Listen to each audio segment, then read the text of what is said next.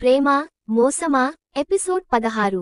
Hi friends, welcome to our channel Madhu Telugu stories. Friends, ఎవరైనా మన ఛానల్ని కొత్తగా చూస్తున్నట్లయితే వెంటనే సబ్స్క్రైబ్ చేసుకొని ఈ వీడియోని లైక్ చేసి షేర్ చేయండి. సో ఇంకా వీడియోలోకి వెళదాం.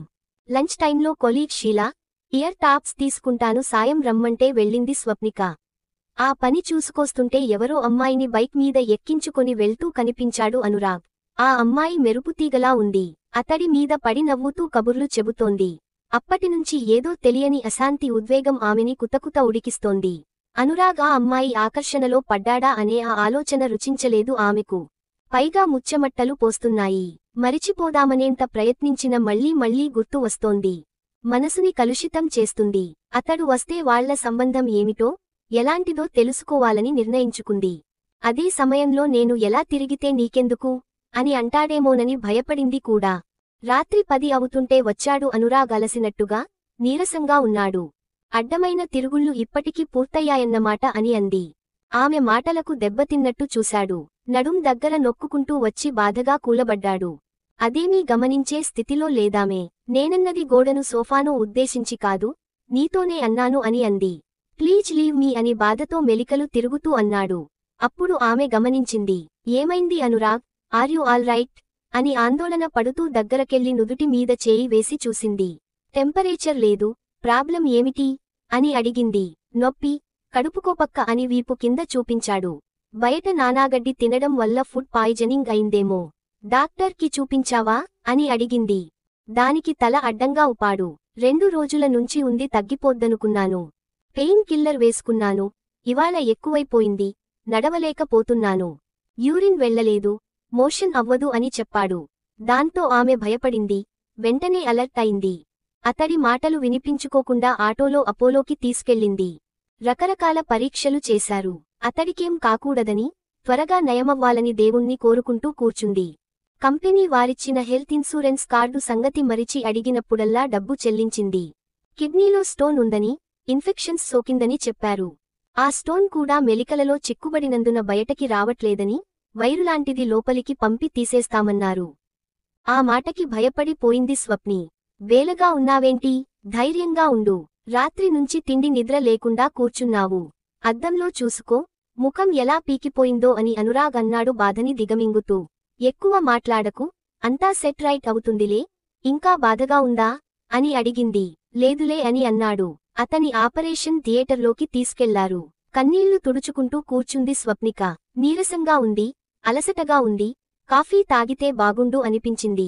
కానీ కదల్లేదు. ఆపరేషన్ పూర్తవ్వని అని అనుకుంది. థియేటర్లోంచి అనురాగ్ని రూంలోకి షిఫ్ట్ చేశారు.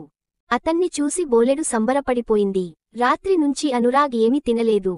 డైట్ ఏమైనా ఇవ్వొచ్చా అని సిస్టర్ని అడిగింది స్వప్నిక. మేం అరేంజ్ చేస్తాం, డోంట్ వర్రీ. మీ హస్బెండ్ని జాగ్రత్తగా చూసుకునే బాధ్యత మాది అని చెప్పిందామే. ఆ పదం ఆమెని ముభావంగా మార్చింది. ఏమిటోగా అనిపిస్తుంటే మౌనంగా మంచం పక్కన చతికిలబడింది. ఆమె నోములో మారుతున్న భావాలని గమనిస్తూనే ఉన్నాడు అనురాగ్. ఇంక నువ్వు ఇంటికి వెళ్ళి ఫ్రెషప్ అవ్వు, ముందు ఇక్కడ కాఫీ తాగివెళ్ళు, 10 లంకనాలు చేసిందనిలా ఉన్నావు అని అన్నాడు. అయితే వెళ్ళనా, ఒక్క గంటలో వచ్చేస్తానులే గాని ఒంటరిగా ఉండగలవా అని అడిగింది. దానికి నవ్వుతూ నా గురించి వర్రీ కాకు, అయ్యామాల్ రైట్ నౌ, లీవ్ పెట్టొద్దులే అని అన్నాడు. నిన్ను ఇక్కడ వదిలి నేనెక్కడలా పనిచేయగలను. ఏం కావాల్సి వచ్చినా సిస్టర్ని అడుగు. ఇలా వెళ్ళి అలా వచ్చేస్తాను అని వెళ్ళిపోయింది స్వప్నిక. స్వప్నిక హడావిడిగా వెళ్తుంటే ఆమెని చూస్తూ, ఆమె గురించి ఆలోచిస్తూ ఉండిపోయాడతను. ఇక హాస్పిటల్ నుంచి ఇంటికి వస్తూనే అడిగింది స్వప్నిక ఆ అమ్మాయి ఎవరు అని. ఏ అమ్మాయి అని అనురాగ్ ఏమీ తెలియనట్లుగా అడిగాడు. నీ బైక్ మీద ఊరంతా ఊరేగించావే ఆ అమ్మాయి అని అంది. నా ఫ్రెండ్ అన్నాడు. నేను నమ్మను. సరే అయితే, మా మేనత్త కూతురు, ముదినేపల్లి నుంచి తిన్నగా హైదరాబాద్ వచ్చింది. ఇక్కడి రూట్లు రేట్లు తెలియదు. మొన్న వెళ్లిన ఇంటర్వ్యూలో సెలెక్ట్ అయింది. ఉండటానికి వాటికి ఏర్పాట్లు చేశాను అని చెప్పాడు. అంతేనా అని అంది. నువ్వు నమ్మినా నమ్మకపోయినా అంతే. మా నాన్న బంధువులు కేర్ తీసుకోమని మరీ చెప్పడంతో తప్పలేదు. అవును, నువ్వా అమ్మాయిని చూసావా, ఎలాగుంది అని కల్లగరేస్తూ అడిగాడు. అదో కోతి, నువ్వు చింపాంజీ అని అంది కోపంగా స్వప్నిక. దాంతో పెద్దగా నవ్వాడు.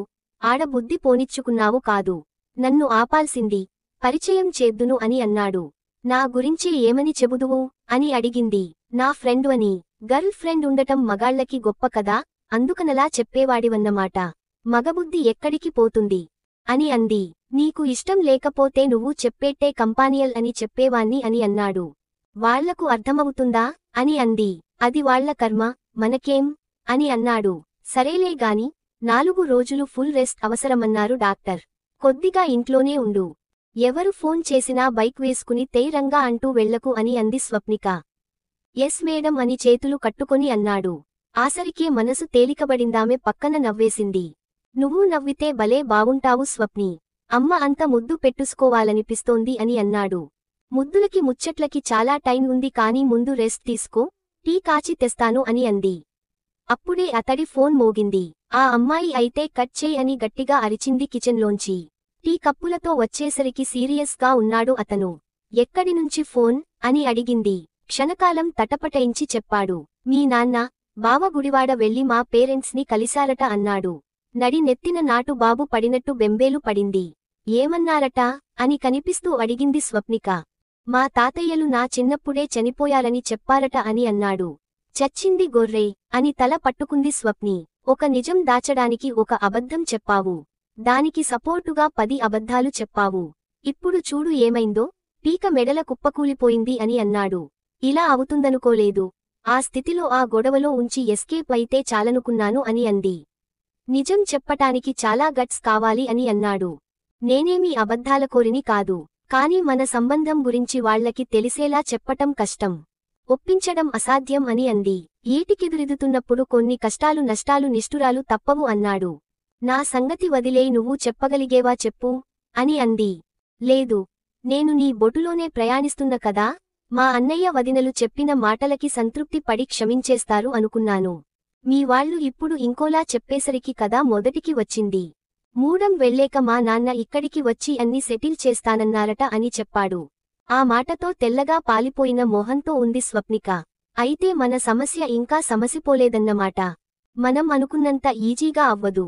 2 జీవితాల సమస్య, 2 కుటుంబాలం సమస్య, ఇంకా చెప్పాలంటే సామాజిక సమస్య అని అన్నాడు. చిత్రంగా చూసింది. ఇదంతా ఇదివరకు గుర్తు రాలేదా అని అడిగింది. లేదు. నీలాంటి చక్కని చుక్కతో కలిసి ఉండటం, అది హక్కులే తప్ప ఎలాంటి బరువు బాధ్యత లేకుండా, అంత హ్యాపీ కదా అని ఓడిపోయాను అని నవ్వాడు. ఇప్పుడు అలా లేదంటావు అని అడిగింది.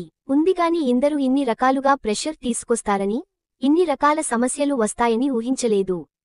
ఇందాక ఫోన్ చేసింది మీ బావ అని అన్నాడు. ఆ మాటకి సన్నగా వణికింది. ఏమన్నారు అని కీచుగా అంది. మీరు నిజంగా పెళ్లి చేసుకున్నారా అని అడిగారు. మరి ఏమన్నావ్? చేసుకున్నామన్నాను. Thank God. బతికించావు అని రిలీఫ్ గా ఫీల్ అవుతూ అంది. పెళ్లి చేసుకుంటే బతికిపోతాం అని అన్నాడు. ఆ మాటకి అనురాగ్ అని అంది. మొదట నేను నీలాగే అనుకున్నాను. ఇప్పుడు అనిపిస్తోంది. పెళ్లి స్థిరత్వాన్ని ఇస్తుంది. పెళ్లయితే మగాడికైనా ఆడదానికైనా మరి ఊగిసలాట ఉండదు. చేసుకున్న వారితో అడ్జస్ట్ అయిపోతారు. కోరికలు నేల మీదికి వచ్చేస్తాయి. ప్రేమాభిమానాలు ఇంటికి కట్టిపడేస్తాయి. పక్క చూపులు ఉండవు. వీరిని చూసుకోవాలి, వారిని చేసుకుంటే బావున్ను అనిపించదు అని అన్నాడు. అయితే ఇప్పుడు అనిపిస్తోందా అని అడిగింది. స్వప్ని సూటిగా అడిగేసరికి తడబడ్డాడు. ఆమె ముఖంలోకి చూడలేక ఎటో చూస్తూ అన్నాడు. నేనెప్పుడు అనుకుంటే అప్పుడు మన సహజీవన అరేంజ్మెంట్లోంచి బయటకు వెళ్ళిపోగలను. అలాంటి వెసులుబాటు ఉన్నప్పుడు అలా అనిపించడంలో అసహజమేముంది అని అన్నాడు. ఆ మాటతో వెర్రిగా అతన్ని చూస్తూ ఉండిపోయింది. మనసులో మాత్రం పెద్ద విస్ఫోటనంగా ఉంది. మరి తర్వాత ఏం జరుగుతుందో తెలుసుకోవాలి అంటే నెక్స్ట్ ఎపిసోడ్ వినాల్సిందే.